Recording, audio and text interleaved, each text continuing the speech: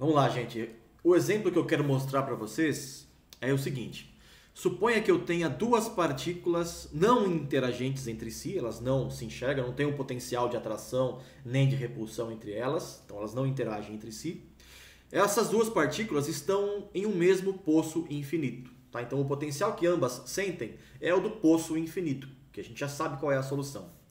Que é essa daqui, ó. São senos, né? Lembre lá do comecinho do curso. São todos os autoestados do Hamiltoniano são funções senoidais com energia proporcional a um número inteiro n ao quadrado, inteiro positivo, né?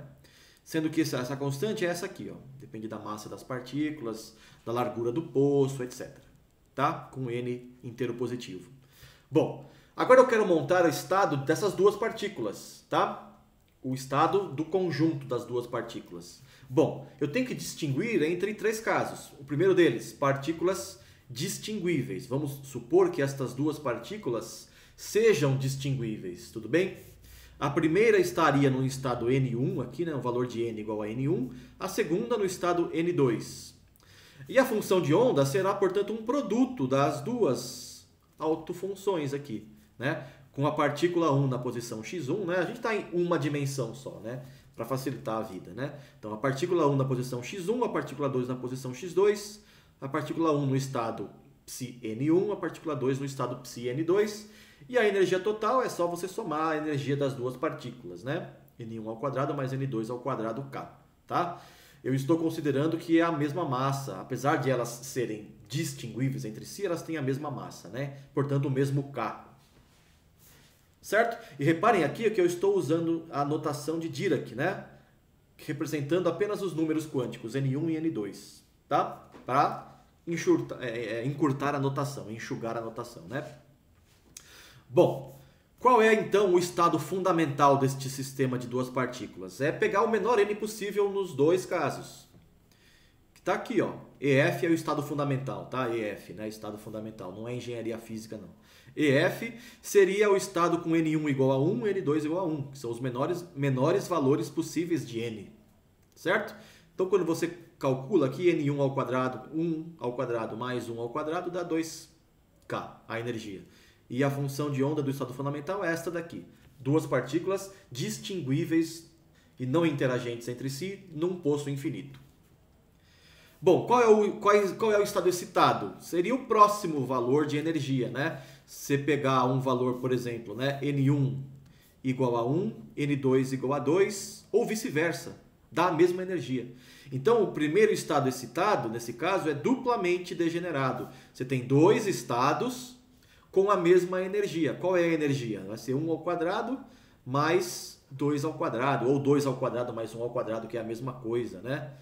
Que vai me dar 5, né? 5K aqui.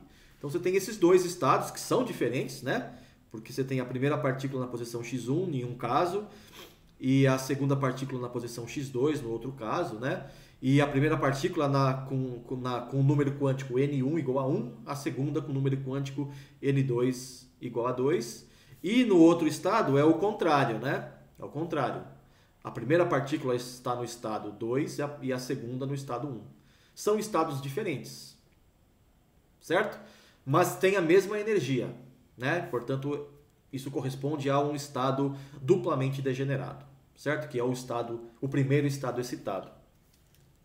Bom, mas você poderia continuar a descobrir qual é o segundo estado excitado, o terceiro, né? Deixo aí para vocês como exercício.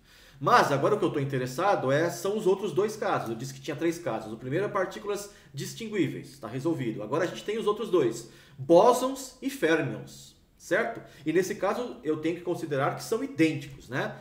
Dois bósons idênticos ou dois férmions idênticos. Bom, a gente já viu que para montar o estado de dois bósons idênticos eu tenho que adotar uma função de onda simétrica. E eu vou usar esta daqui. Já que as partículas são não interagentes, esta equação funciona, né? Eu falo que a primeira partícula está no estado ψA, a segunda no estado ψB, monto a combinação linear da primeira partícula no estado ψB e a segunda no estado ψA. Certo? E aqui é exatamente o que eu vou fazer, ó.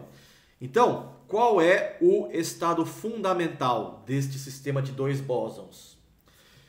Nesse caso, é o mesmo que para partículas idênticas, né? Porque os bósons podem ocupar o mesmo estado, né? Lembre-se que o princípio da exclusão de Pauli diz que apenas férmions não podem ocupar o mesmo estado. Bósons não se preocupam com isso, certo? Então, eu posso montar aqui o estado para os dois bósons, né? Que depende de x1 e x2. Sempre vai ser uma constante, que eu vou chamar aqui de AB, sei lá, né? Que você tem aqui o psi-A, x1, psi-B, x2, mais psi-B, x1, psi-A, x2. Fecha aqui. O AB, né? Quem fizer aqui o exercício... Não sei onde que está o exercício, mas tem um dos exercícios que eu propus aqui para vocês que pede para vocês identificarem o valor desta constante aqui, tá? É fácil de descobrir. Eu não falei no último vídeo, mas vou falar agora. Este valor é 1 sobre raiz de 2. Tem uma pensada aí sobre o porquê deste valor, tá? Bom, quando eu aplico esta equação, então, para esses bósons, no caso deste exemplo aqui, eu tenho que escolher o A, né? Nesse caso aqui, eu tenho que escolher os dois números quânticos, né? N1 e N2, que eu vou adotar para estes dois bósons, né? Perdão, aqui. N1, N2 e deste outro lado, N2, N1. Bom, qual é o estado fundamental? É quando o N1 e o N2 são os menores possíveis. Eles podem ser iguais entre si, os bósons não se importam, né? Então, o menor possível é quando o N1 igual a N2 igual a 1. Então, aqui eu coloco 1. 1, 1, 1. Então, aqui, né, vai ficar 1, 1, 1, 1. Que é basicamente um mesmo estado, né, que o estado que a gente tinha visto antes para partículas distinguíveis, que era isso aqui, né? Quando eu tinha o N1 igual a 1 e o N2 também igual a 1. É isso aqui, ó, exatamente a mesma coisa, tá? Vai mudar apenas a constante que você coloca aqui na frente, que dá conta da normalização, mas além disso nada, tá? Mesmíssima coisa.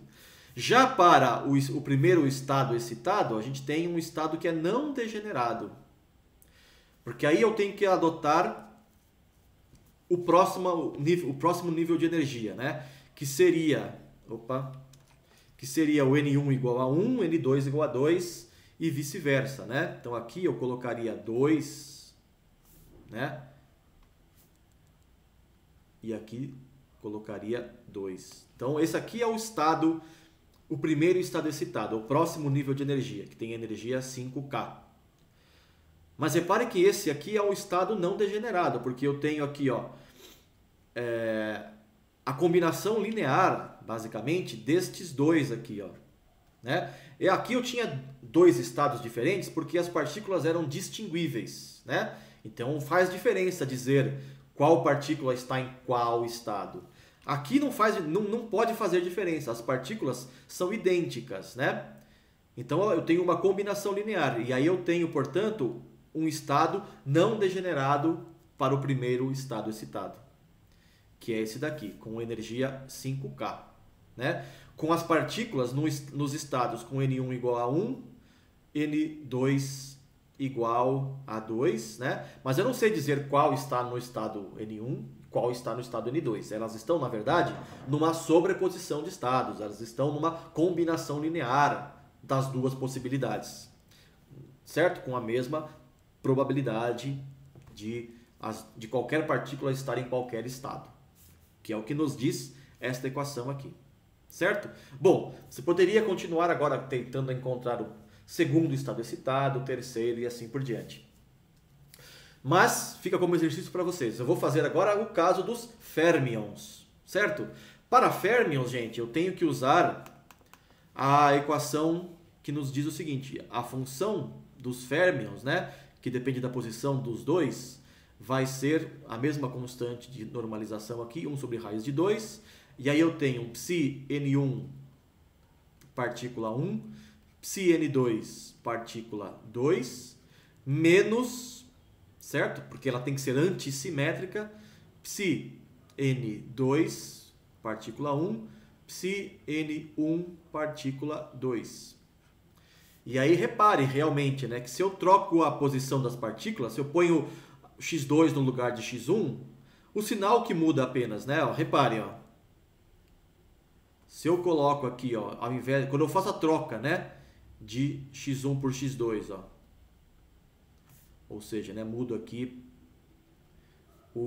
onde tinha x1, eu ponho x2 e vice-versa. Então aqui x2, x1, x1, x2.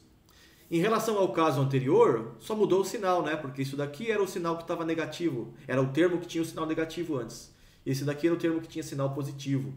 Então não mudou nada, né? Só a não ser o sinal. Então realmente a função de onda está antissimétrica. É antissimétrica, né? Deixa eu voltar do jeito que estava aqui. E agora vamos aplicar isso para o caso de dois férmions idênticos no problema que a gente está pensando aqui. Bom, qual é o estado fundamental? Reparem que para férmions eu não posso adotar N1 igual a 1 e N2 igual a 1. Para férmions, isso não é possível. Tá? Não pode. Pelo princípio da exclusão de Pauli, que nos diz que férmions idênticos não podem ocupar o mesmo estado. Né? Então, se um dos férmions está no estado 1, o segundo tem que estar em outro, não pode estar no mesmo, certo?